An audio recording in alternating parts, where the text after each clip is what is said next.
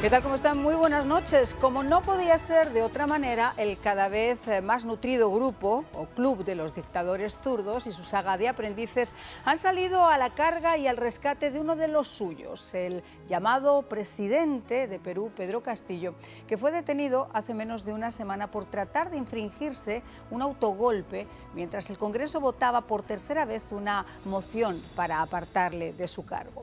Y además por corrupción.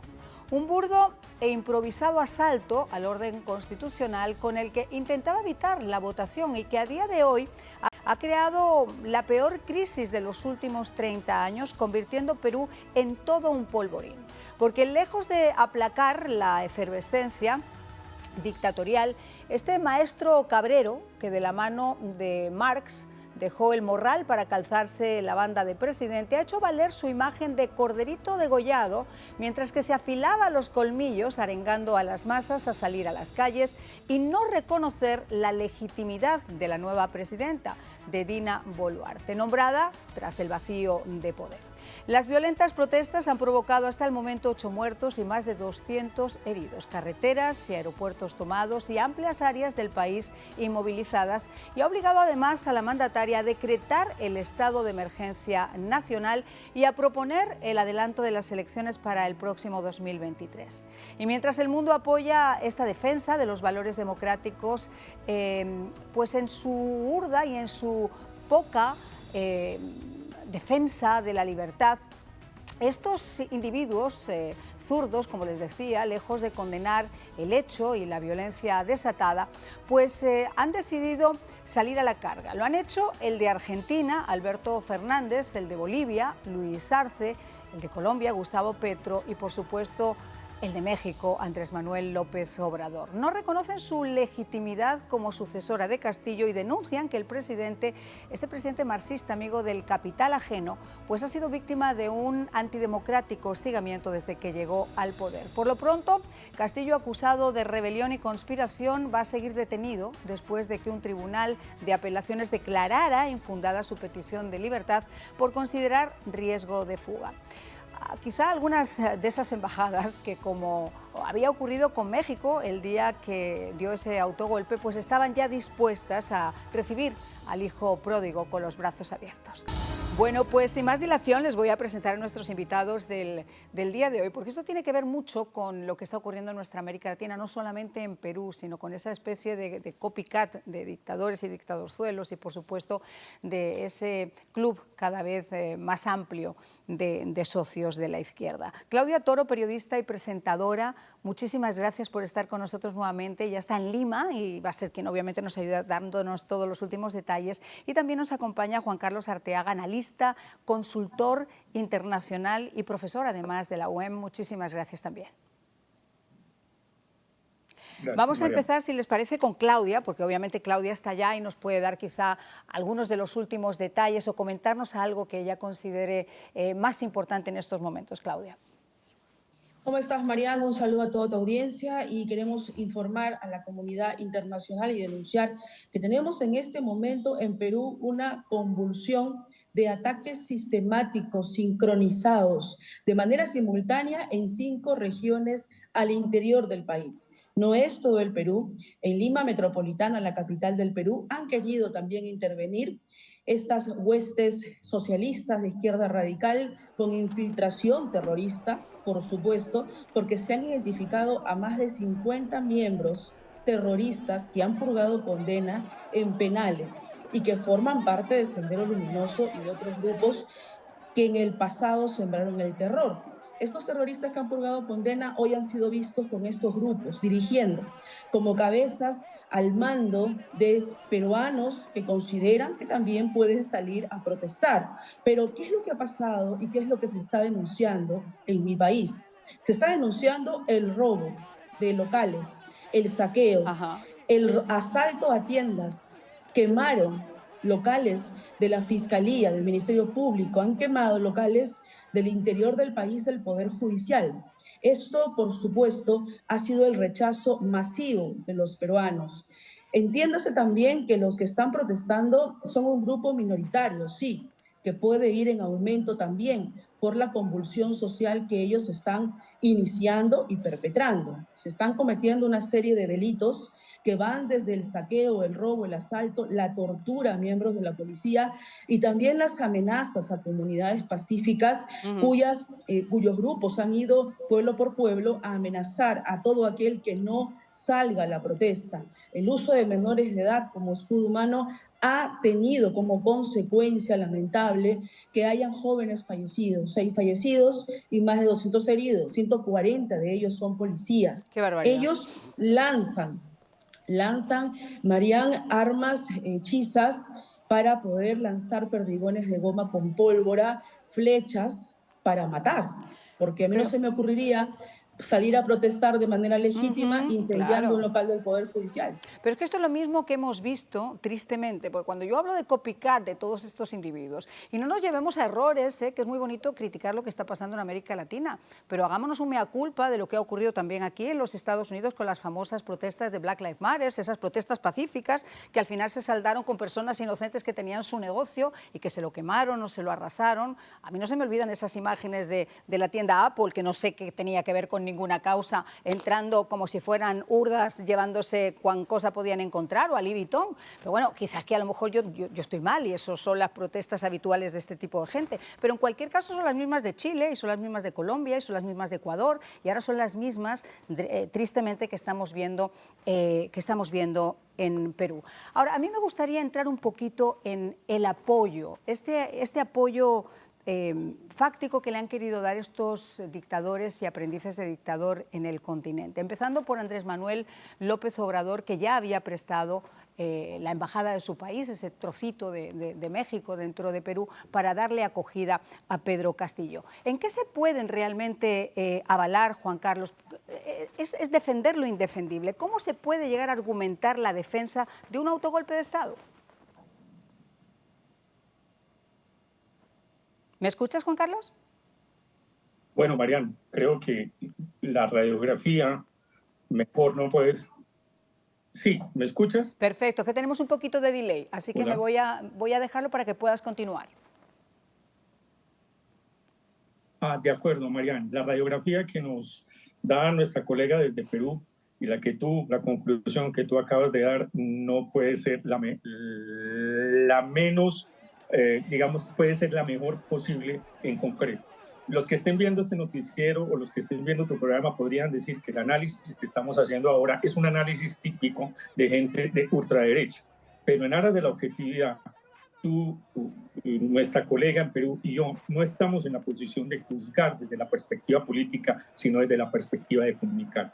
Y si tenemos que comunicar con objetividad, tendríamos que decir que estamos asistiendo claramente, Mariana, a la muerte de la izquierda como tradicionalmente la conocemos. Hoy ya tenemos que hablar de una nueva agenda neoprogresista en la región, donde, como tú dices muy claramente, defienden lo indefendible, justifican lo injustificable.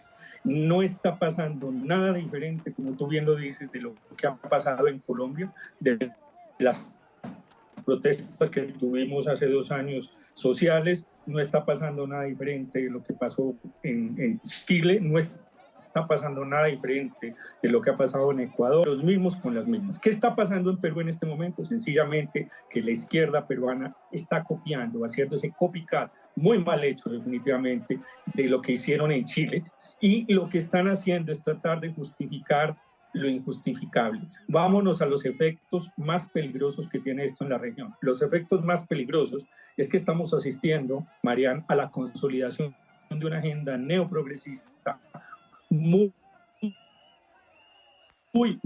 peligrosa, que nos está mostrando y nos está poniendo en tela de juicio las democracias de América Latina, a las profundas vulnerabilidades de esas democracias, y a una cantidad de personajes pseudopolíticos que a punta de engaño y de una diatriba, una narrativa muy peligrosa, están engañando a las masas, a la gente y a la base de la pirámide de nuestros países. No es para nada extraño que en su defensa hayan salido Andrés AMLO en México, Petro en Colombia y Fernández en Argentina, o el mismo Arce en Bolivia.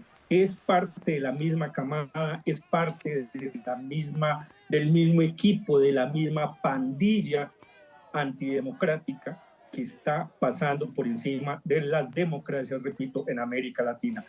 Sin irnos más lejos, miremos lo que está pasando en Colombia. Por ejemplo, Mariana, hoy el presidente Petro está justamente sacando en libertad a 300 personas que conformaron la primera línea, que parecido a lo que está pasando en nuestro hermano país, Perú, son las mismas personas que vandalizaron de manera absolutamente tremenda las estructuras de nuestros países y hoy son gestores de paz. ¿Será ese el futuro de Perú? Así les parece. ¿Cuál fue ese argumento que esgrimió Andrés Manuel López Obrador?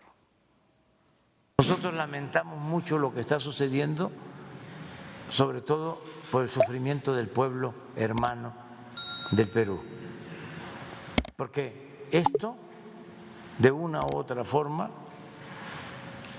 se origina arriba. Lo que siempre hemos estado sosteniendo, de que la llamada cúpula política y los intereses económicos, los medios de información,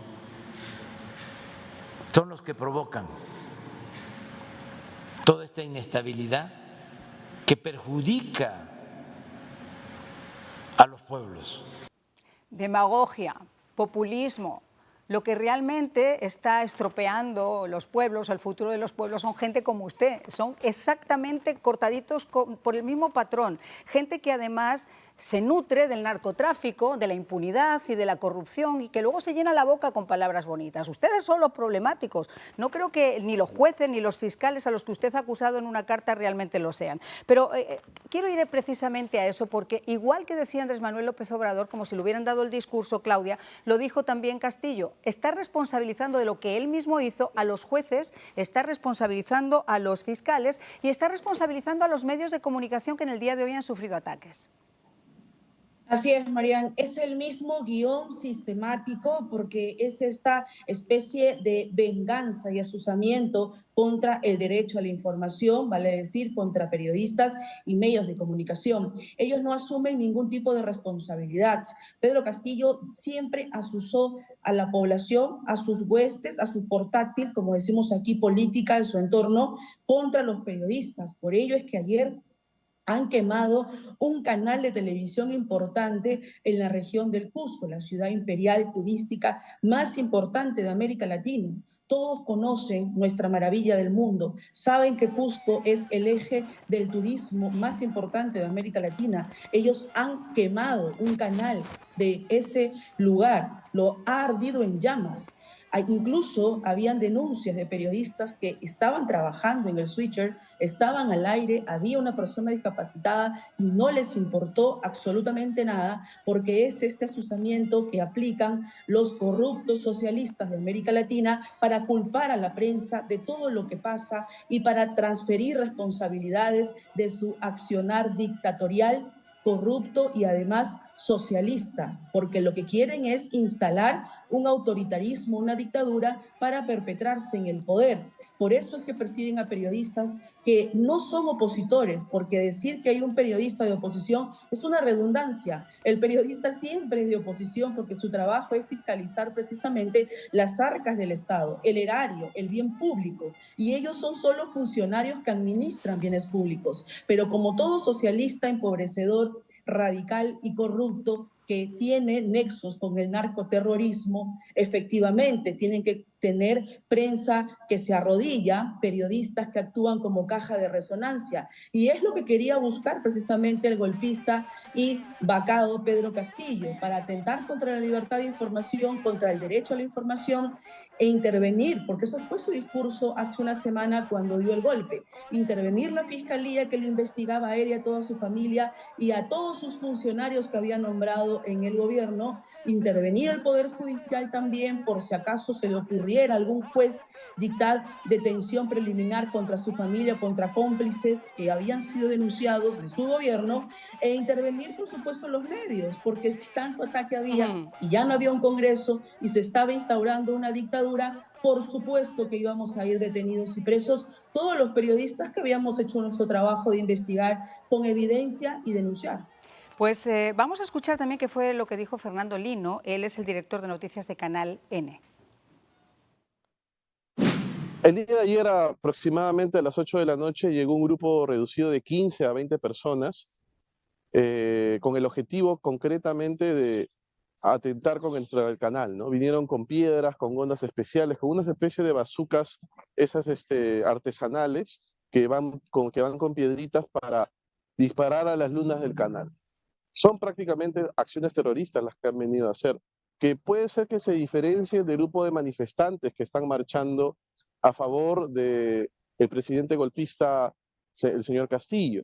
Pero esto que pasó ayer fue algo muy bien pensado, muy bien planeado, porque no solamente vinieron a América Televisión y a Canal N, sino también llegaron a Panamericana Televisión, que es un canal que también está a 2 cuadras del nuestro. Juan Carlos, tú como profesor de la UM, consultor internacional, analista, hay una figura que a mí me ha llamado particularmente la atención, que es Lula da Silva. Él ha dicho que lo que ha ocurrido está dentro del marco de la constitucionalidad y se ha distanciado completamente de este grupo.